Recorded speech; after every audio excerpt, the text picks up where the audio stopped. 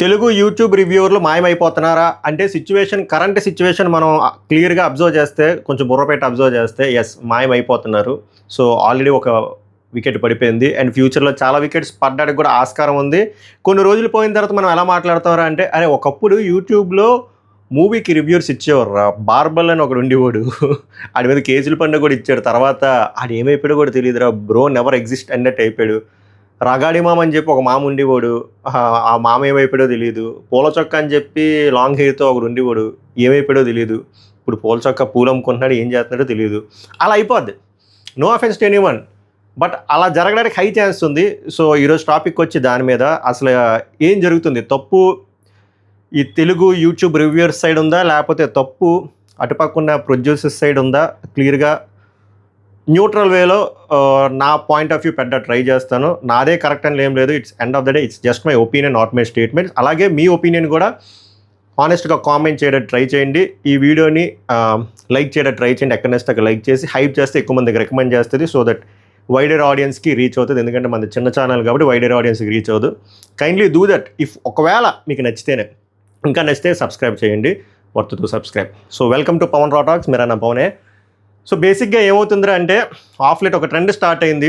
ఒకనొక టైంలో యూట్యూబ్లో మూవీ రివ్యూస్ చేస్తే ఒకవేళ ఆ film side, it could be producers or ఇందులో ఒక ఫిల్మ్ యూనిట్ అనుకుందాం, వాళ్ళకి నచ్చకపోతే స్ట్రైక్లు వేసేవారు. స్ట్రైక్లు వర్కౌట్ అవ్వట్లేదు, ఎందుకంటే యూట్యూబ్ స్ట్రైక్లు వేస్తుంటే అటుపక్క యూట్యూబర్స్ అరే మేమేం తప్పు చేయట్లేదు కదరా, ఫ్రీడమ్ ఆఫ్ స్పీచే కదా వాడుకుంటున్నాం, కాపీరైట్ కంటెంట్ ఐ మీన్ వాళ్ళ ఓన్ కాంటెంట్ మేమేమి పైరేట్ చేసి చేయట్లేదు కదా, అండ్ అబ్యూజివ్ లాంగ్వేజ్ కూడా ఏం మాట్లాడట్లేదు కదా, ఎనీ కస్ వర్డ్స్ డెరిగేటరీ పదాలు కూడా లేవు కదా అని చెప్పి యూట్యూబ్కి అపీల్ చేసుకోవడం మొదలు పెట్టారు. అండ్ యూట్యూబ్ అది క్లియర్గా రివ్యూ చేసి మళ్ళీ ఆ వీడియోస్ వెనక్కి ఇచ్చేస్తున్నాయి.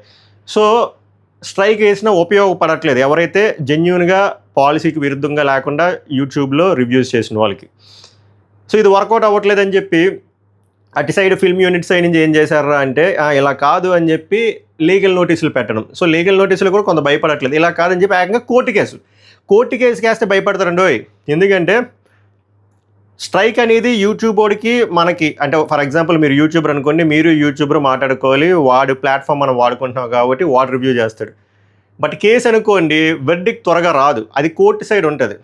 సో అప్పుడు మీరు ఖచ్చితంగా ఒక అడ్వకేట్ని మాట్లాడుకోవాలి, మీరు కోర్టుకి వెళ్ళాలి, మీ వివరణ ఇవ్వాలి, దాని మీద వాదించుకోవాలి. ఒకవేళ మీది రైట్ ఆల్ రాంగ్ అంటే మీరు ఒక కౌంటర్ కేసు వేయాలి, లోవర్ కోర్టులో తిరగాలి, ఒకవేళ లేదా హైకోర్టుకి వేస్తే హైకోర్టుకి తిరగాలి, కొన్నిసార్లు సుప్రీంకోర్టుకి వెళ్తే ఢిల్లీకి వెళ్ళాలి. ఎంత పెద్ద పంచాయతీ ఉంటాయి, ఆ వాయిదాలు ఎప్పుడు ఉంటాయో తెలియదు. అసలు చాలా కాంప్లికేటెడ్ ప్రాసెస్, అది చాలా హెక్టిక్ అండ్ టీడియస్ ప్రాసెస్ అంటారు ఇంకా చెప్పాలంటే. ఆ వెర్డిక్ట్ రాదు కానీ మీరు తిరగాలి. ఎంతకాని తిరుగుతారు, ఎన్ని సంవత్సరాలు తిరుగుతారు, ఎన్ని డబ్బులు కానీ మీరు పెడతారు. లాయర్కి చాలా లక్షలు అవుతుంది. ఒక కేసు అంటే ఓకే, 3, 4, 5, 6 కేసులు అలా పడితే అలా తిరగాలి. ఏ కేసుకి ఎప్పుడు అటెండ్ అవ్వాలో తెలియదు. మీకు సినిమాలో చూపించినట్టు నాకు చెప్తున్నా, మనకు కూడా ఆల్రెడీ కొన్ని ఇలాగే మంచి కోసం ఫైట్ చేస్తే కేసులు పడ్డాయి కాబట్టి నేను చెప్తున్నా. అక్కడ రియల్ టైంలో సినిమాల్లో చూపించినట్టు జడ్జి వచ్చేసి వాళ్ళకో కరగంట వీళ్ళకో కరగంట అని చెప్పి సినిమాలో మాట్లాడుకోమని అంటే ఉండదు. అక్కడ మొత్తం 30-40 అడ్వకేట్లు ఉంటారు, సెపరేట్ రూమ్స్ ఉంటాయి, చాలామంది జడ్జెస్ ఉంటారు. అక్కడ నిమిషం టైం ఇస్తారు బాబాయ్, ఆ నిమిషంలో ఇటుపక్క వాళ్ళు వెరీ హై లెవెల్లో చెప్తారు, జడ్జి వింటారు, వినేసి డిస్పర్స్ అన్నట్టు. అంటే నెక్స్ట్ వాయిదా వెర్డిక్ట్ రాదు. చాలా తక్కువ సార్లు వెర్డిక్ట్ వస్తే చాలా తక్కువ కేసులో 3-4 నిమిషాలు జడ్జి గారు వింటారు. ఎందుకంటే ఇదంతా హై సివియారిటీ కేసులు కాదు కదా, అలా నడుస్తుంది.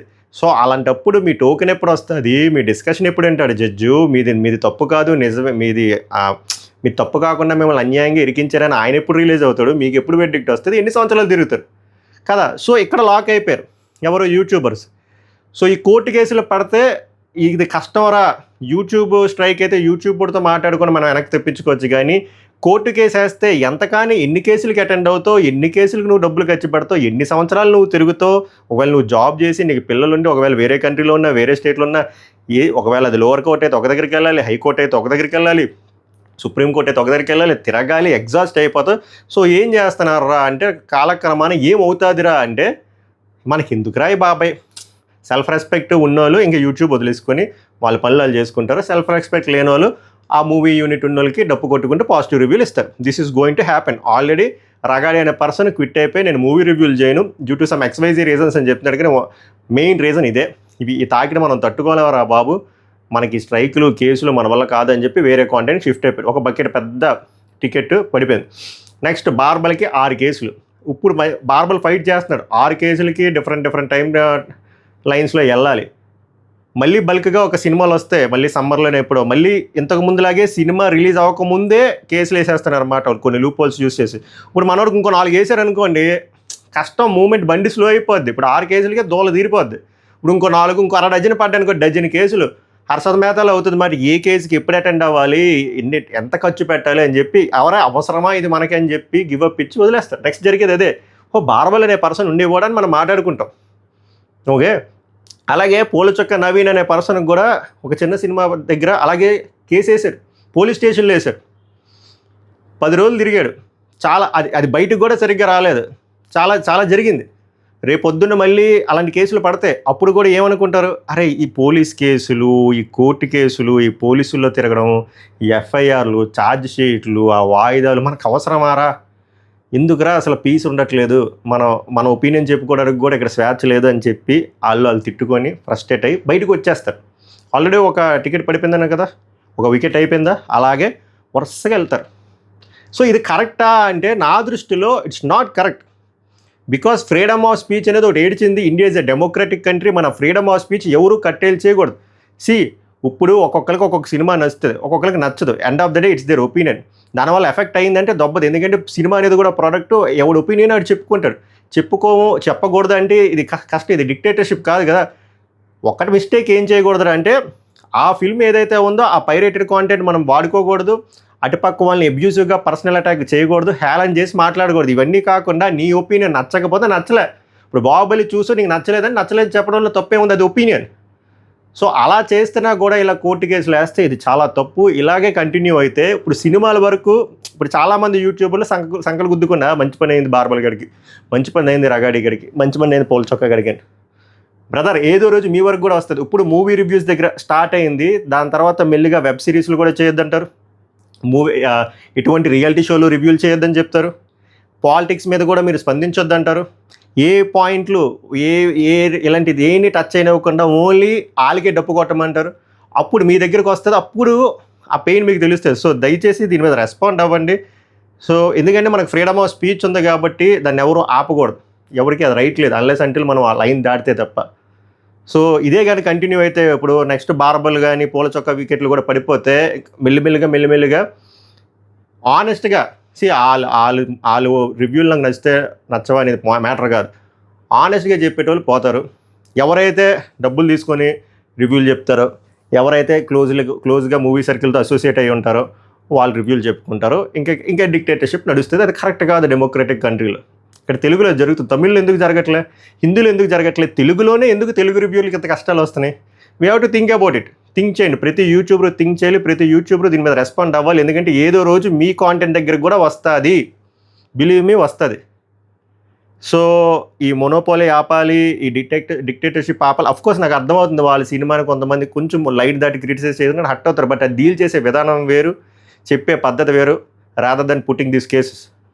సో ఇది నాకు చాలా బాధగా అనిపించింది. ఎందుకంటే కొంతమంది మంచి పని అయింది బార్బల్ గాడికి, మంచి పని అయింది రగాడి అలా ఆలోచిస్తున్నారు. కానీ మన దగ్గర కూడా వస్తుంది, వన్ ఫైన్ డే మన కాంటెంట్ దగ్గర కూడా వస్తుంది. అప్పుడు మనం అప్పుడే రియాక్ట్ అవ్వాల్సింది అని అనుకునే కంట మీరు ఇప్పుడే రియాక్ట్ అవ్వండి.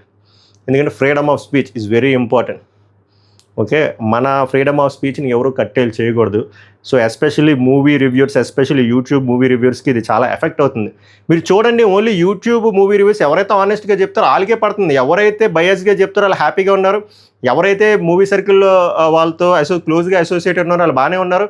వెబ్సైట్ ఇచ్చే రివ్యూలు ఎవరైతే ఉన్నారో వాళ్ళకి ఏమీ జరగట్లేదు. వాళ్ళు ఇంకా హేళనగా రాస్తారు, 1లు ఇస్తారు, 0.5 రేటింగ్లు ఇస్తారు. RRR లాంటి సినిమాలో రొమాంటిక్ సాంగ్ ఉంటే బాగుందంటారు. ఎందుకు వాళ్ళు ఏమంటారు అంటే వాళ్ళకి ఒక బాడీ ఉంది, ఒక ఎంటిటీ ఉంది, వాళ్ళకి ఒక లీగల్ కౌన్సిల్ ఉంది కాబట్టి వాళ్ళకి భయం. మీడియాతో పెట్టుకుంటే భయం, మీడియాతో బ్యాక్ అయిన వెబ్సైట్లను పెట్టుకోవాలంటే భయం. వాళ్ళతో వీళ్ళు ఏమంటారు, వాళ్ళతో వీళ్ళు క్లోజ్గా అసోసియేట్ అవుతారు, వాళ్ళు ఇష్టం వచ్చినట్టు రివ్యూలు రాయొచ్చు, వాళ్ళని ఏమంటారు. ఎవరైతే సోలో క్రియేటర్లు యూట్యూబ్కి వచ్చి స్వేచ్ఛగా వాడి ఒపీనియన్ ఆడు ధైర్యంగా రాని రస్టిగా చెప్పినోడికి కష్టాలు, కోర్టు కేసులు ఇవన్నీ. సో ప్రతి ఒక్కరు solo creators, YouTube solo creators, తెలుగులో ఉన్న వాళ్ళందరూ రెస్పాండ్ అవ్వాలి దీని మీద. This is my kind request. ఈ వీడియో ఎంతమందికి వెళ్తుందో నాకు తెలియదు, తప్పుగా ఏమైనా మాట్లాడితే క్షమించండి. బట్ నాకు అర్థమవుతుంది ఏం జరగబోతుంది అనేది. సో ఆనెస్ట్గా మీ ఒపీనియన్ ఏంటో కామెంట్ చేయండి. సో ఈ వీడియో ఎక్కువ మందికి రీచ్ అవ్వాలి, వైడర్ ఆడియన్స్కి రీచ్ అవ్వాలంటే కైండ్లీ లైక్ అండ్ హైప్. ఈ హైప్ ఇస్తే ఎక్కువ మందికి రీచ్ అవుతుంది. కంటెంట్ నచ్చితే సబ్స్క్రైబ్ చేయండి. మళ్ళీ నెక్స్ట్ టాపిక్లో కలుద్దాం. సభకు నమస్కారం. ధన్యవాదాలు.